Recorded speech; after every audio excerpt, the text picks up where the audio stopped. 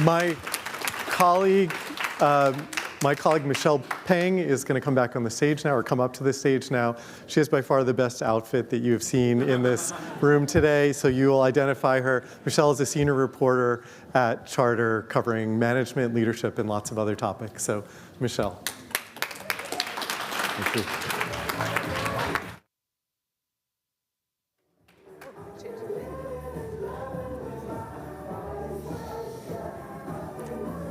Hello, everyone. Thank you to Kevin for the Best Dress Award. I wasn't expecting that. She earned it. For those of you who don't know me, I'm Michelle Peng, Charter's senior reporter for Work and Leadership. And I'm joined on stage by two wonderful thinkers and leaders here to discuss redesigning entry-level work in the age of AI. On your left, we have Matt Beane, who is a professor at the University of California, Santa Barbara, and he's also a digital fellow at Stanford and at MIT. He's also the author of a great book called The Skill Code, which came out in 2024. That's based on his own research on how skilling and learning changes when we work alongside intelligent machines, whether that's robots or AI. He's also the CEO and founder of SkillBench, which helps companies turn AI telemetry into action and impact. And then on your right, we have Barb Cadigan, who is an amazing pinch hitter who stepped in when another panelist got sick last night. But she's, yes, claps for that.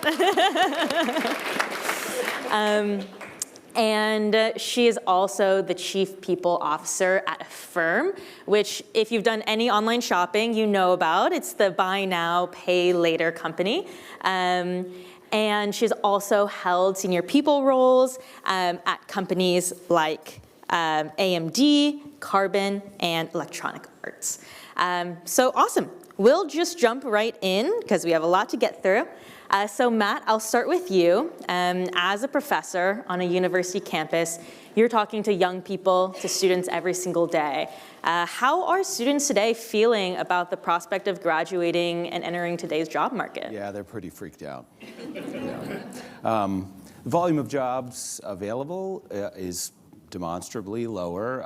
I teach in our Masters of Technology Management program, which is sort of a one-year MBA for tech-oriented folks, with, say, 2 to 3 years worth of work experience. But the job market used to basically be tech MBA, kind of like, and we're seeing an uptick this year in placements and so on, but roughly for the last, like, 2.5 years, actually. They are worried in 2 dimensions. One is jobs, how do I get one? And the other is, am I dumbing myself down with all this AI stuff? Surprisingly, they were very early on that, at least some of them. So anyway, that's still kind of loud and clear. Not too many of them are like deeply thrilled because AI is here and there are fewer jobs out there to find. And Barb, what are you hearing from early career folks at Affirm? So early career folks, so the good news is we're very committed to early career hiring at Affirm, certainly in the engineering space. And so we'll continue to be invested in that going forward. I will speak from personal experience. Early career hiring, though, generally in the market is scary for folks. I've got a son graduating in May that is very freaked out, having a hard time finding a job. And so, you know, I'm a huge advocate for how do we ensure that in this world and space that we find ways to enable more early career hiring, because it's critical for our companies to be able to do so. So I think for the most part, people are scared. At least he and his peer group are very scared, and which just is that much more motivating for me to figure out how do we solve for that. And as you mentioned, there is debate about this, about exactly how much AI has impacted early career hiring. My colleague Jacob wrote earlier this week in Charter Pro about how that number could be as high as 16% decrease for the most impacted fields.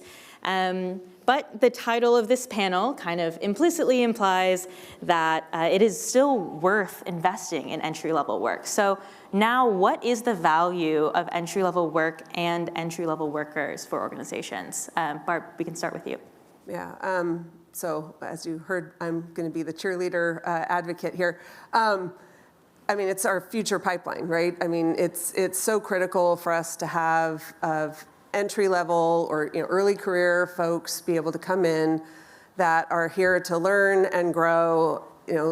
In theory, they are the eager, want to learn and grow the fastest. And again, I say in theory. I have a son also who sometimes I wonder, but in theory, and it's super important because at least again, my belief is. They'll tackle anything, right? Put them to the test. And I think they can accomplish so much. And these are our future leaders, right? How else are we going to create future leaders if we don't invest from the beginning? And so I think it's just absolutely critical. And that's the value. And that's why I said it. We're doing it very well in engineering, but we aren't doing that as well anywhere else. And so how do we expand that? Yeah, could you tell us a little bit more about your early career program? Yeah, what we're doing? Yeah. Sure, absolutely. So we're about 2,300 employees at a firm, and we have averaged around 30 employees that we bring in, so it's not a large program. We've gone about as big as 50 a year, but we'll just say 30 on average. And the way in which, and we're remote first, so that's an important piece of context. So the way we are enabling this, and I hope this resonates for everybody in the room, is we ask our early career folks to work hybrid in the office. So even though we're remote first, we ask them for year one to be 3 days a week in the office, and we pair them with a mentor. So the way in which we're making this work for us is we've had to ask our more senior level engineers to sign up as mentors. We've invested in helping them be good mentors, and then they have to give up their remote first life to come to the office and be side by side with their mentees for that first year. They benefit, right? They get leadership skills. They have opportunities. We reward them for that experience, assuming all goes well. It helps our new grads, our early career folks, to pick up not only the skill sets that they need in terms of how we work in engineering at a firm, but also they learn the culture of a firm in ways that they would never get if they were sitting at home in front of their computer at their dining table. And so that's been a very successful experience for us. And then at the end of the year, we say, you've graduated, you can choose to continue working from the office in your community, right? It also builds the community, right? They build connections. Remember back in the day when we were all in the office all the time? That was the community we had when we started working. And so, that becomes their community, which I also think breeds success for early career folk. And so, like I said, they can choose to be remote after that point or stay in an office. And that's a choice. And it's working really well. Like I said, if anything, I would love to expand the program. The key is the mentorship and getting enough mentors to make it work. And so it's something that I'm very conservative on that. I don't want to try to go too big too fast, because you need good mentors to make this program work. Right. Matt, I know that dovetails with a lot of your research on the novice expert bond when we're thinking about skill development. Right, sure. Yeah, so the science backs you up very clearly. We don't think of bonds between human beings as having much to do with how we get good at our job, but it's profoundly fundamental. Starting in, say, 2011, I started to study how we did our jobs when intelligent automation was in the mix. And in particular then, because the short story there for most folks is it's bad. And the reason that it's bad is that, and AI these days in software engineering in particular, but in general, intelligent automation means an expert can do a lot more with a lot less help, which is wonderful. Lots of dopamine for an expert. They love, I spend lots of time with Claude Code these days, at the expense of interacting with PhD students. Don't need them. And boy, are they annoying. They are slower, trainees are slower and make more mistakes. That's the definition of someone who's trying to get better.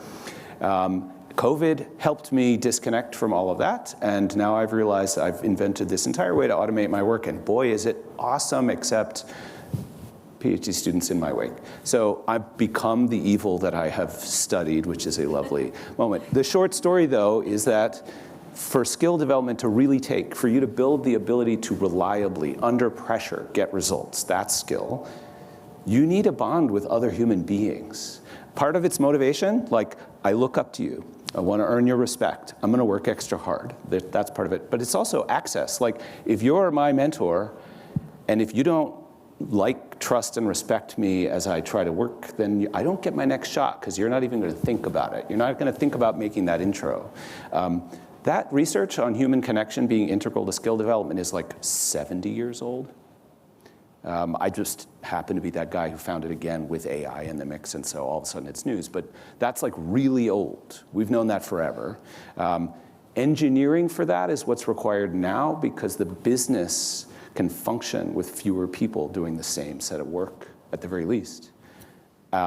It's real. You can't argue directly with that logic. Right. And so you have to figure out, that's the sort of back third of my book, and all the work I'm doing these days is, how do you infuse AI into the way we work such that we get higher quality matches between people that are finer grained, so that people can really bond, do good work together, move on, maybe so that it was better than it was before. And as managers are thinking about kind of assigning work, how should they be thinking about the tasks that make up a job to build learning into the flow of work? Yeah, so I'll give my quick answer. I'm super curious about yours. We use English to refer to work. That's part of the problem. The last 2.5 years, I've sort of at my startup, been working on tools to help workers and managers make better decisions about all this stuff. And the way that we, especially in the people sphere, have handled this problem is, I'm going to look at the work to be done, extract some nouns from it, and that's the list of skills required for that job. And then I'm going to extract nouns from your resume, and I'm going to go, hey, there's a 75%, 72.5% match, and so I'll assign you to that work. And the ROI has just not really been there, and partially, I think this is clear to me now, we need a much finer grained dynamic view on, like, what is the actual work that people are doing in their job, and how is my work interdependent with you, and on what time scales, which wouldn't have been cost effective to generate that super fine grained map before, so you can go, oh, that stuff, that's routinizable, that's automatable, everybody's got that stuff in their job. But it is cost effective to do it now, because you can stick AI in the problem. Yeah, you'd have to pay a consulting firm a large amount of money before to get a snapshot of all the work in your org, and it was outdated in 6 days. But you can just have agents crawling all of your work and generate that, so that you can say, right, that stuff is routinizable. Let's keep people away from that. It turns people into robots. That's the stuff that's hard, uncomfortable, challenging, and involves collegial interaction. Park people over there. That's the kind of stuff we can do now. It's just literally impossible 4 years ago. Right. And so, Barb, sitting within an organization, as you're starting to think about how jobs are changing, there seems to be this tension between wanting to redesign work and also doing the work. So how do you think about the process of transformation, given that work can't always pause? Yes. So a lot of it is experimentation. We've heard a lot about experimentation today. And we actually paused, just for what it's worth. And I know some companies, I think you mentioned earlier that you heard of some other companies doing what we just did, but we're intentionally pausing because as we're flying the plane, we need to be figuring out how to build it and rebuild it. And so we just literally 2 weeks ago took all 950 engineers and said, pause. No non-essential meetings. We'll keep our interviews going, but this week, we want you to fully embrace agentic coding. By the end of this week, the goal is you're going to be submitting something. You're going to start with, you're going to submit something with agentic code, and this is the path you're going to take.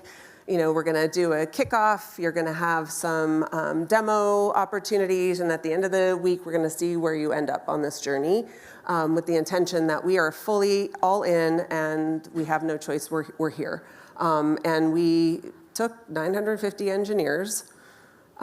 We literally planned it in about 4 or 5 days and made it happen, and it was highly successful. We ended up coming up with some amazing ideas.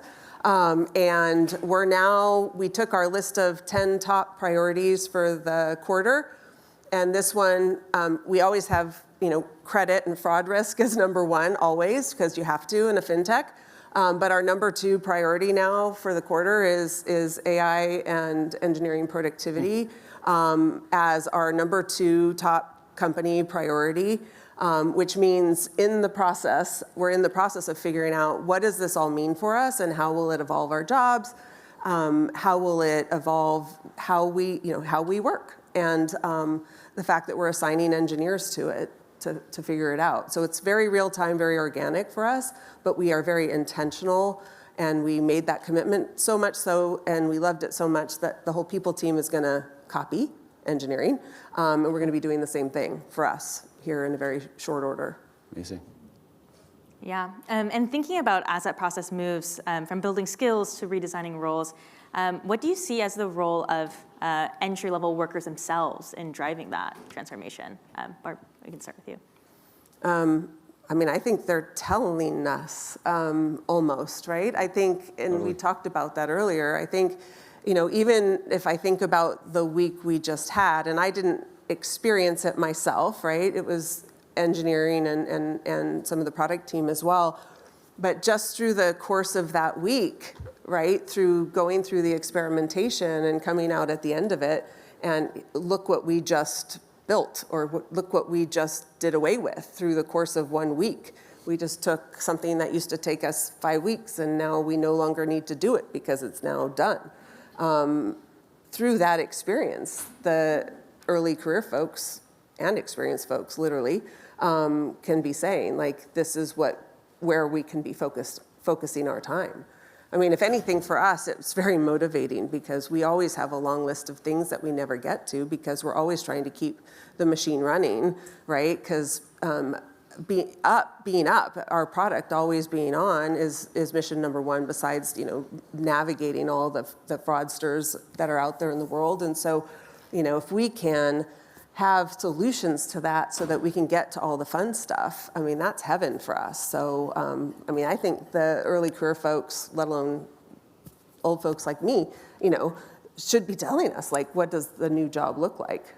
And I think that's actually pretty liberating and exciting. Right. Yeah, also the research has your back on that one too. I did a study on what I ended up calling inverted apprenticeships about 5-6 years ago. Turns out, probably since the pyramids or before, senior people, the learning flows both ways. How does an exec learn about TikTok? Not from someone older than them. And especially in software engineering right now, I have contacts at all the major model companies, but also large, medium-sized tech firms. The junior person often walks in much more capable to handle those 50 horses lashed to their chariot than somebody who's like, what are you doing with Claude Code? And the junior person looks at them and goes, I don't. And they go, well, then what are you doing here? I use 7 instances at once. Anyway, we have tons of learning in both directions, and it can be engineered for. We've done it, we've just taken it for granted up till now. We can't. Now we have to make sure, because the default AI use is going to drive experts and novices apart. It's going to make it harder for that person to get a seat at the table and learn. Now it just has to be an explicit effort. We have new tools. There's amazing old playbooks can be amplified with AI. But it's sort of all hands on deck from my point of view. Of course, I'm going to be the guy that says that. But turn to your junior people. They are the people who know. All right, all hands on deck.